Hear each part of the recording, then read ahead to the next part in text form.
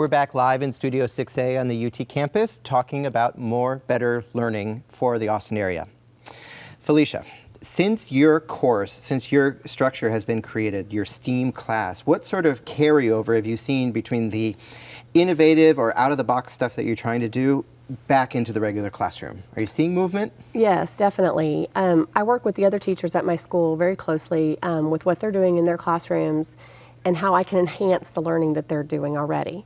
So for instance, in their language arts class, they might be doing journal writing, especially this time of year, on a spooky story. And then they bring that story into my class. We turn it into a digital story where they can animate it, put voiceovers, and learn a lot of add a lot of cool tech, flashes to it, and make it into a digital work. And then they can take it back and put it in their language arts classroom and put it on their class blog.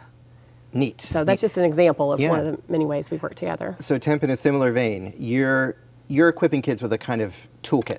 You're saying, here are your attributes, here are your strengths, here are your motivations. What kind of carryover are you seeing that as they leave WonderLab with that toolkit? Yep. Well, it's really two things. So for us, kids come into WonderLab and they're just trying to find their inspired hypothesis, right? What's something that I'm uniquely positioned to tackle? What's a big opportunity out there in the world? What's an injustice and something that I might want to do about? And so when kids are leaving WonderLab after each session, they have a little takeaway card with them. And we literally think of these as, these are kind of, it's the car conversation card, right? Or it's the table takeaway. So then, here are some big questions that you can now wrestle with in your time between WonderLab and wrestle with your family, and wrestle with friends. Have you seen it actually make its way back into schools? Absolutely. And that's the big idea. We get, there's lots of different big questions that kids are taking into their classrooms and coming back with in the kids say the darndest things sense, some pretty great stuff. So. And Richard, coming back to this idea that you have big ambitions and you also recognize that there are big challenges. Right. We know that we are not graduating as many kids as we want to. We know that not as many kids are receiving the kind of learning that's going to take them all the way through to graduation. What's the Andy Roddick Foundation's role in that? Our basic role really is to make sure that schools and community-based organizations and families and everybody in the community really are working together. We believe fundamentally education, learning, the dropout issue is not just a school problem. It's a social problem. And it's going to take a whole community, the whole society to really address that.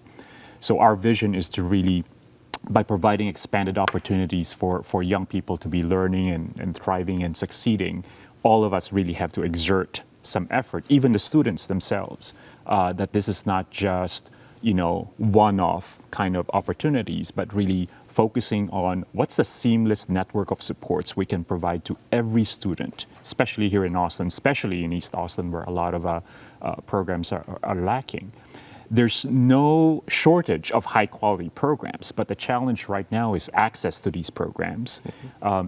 And basically people knowing how to look for them, how to find them. So the Andy Roddick Foundation, along with other foundations, are working on this effort to make sure that people are aware of where these high quality programs are, bringing these high quality programs in communities where they are not serving these students.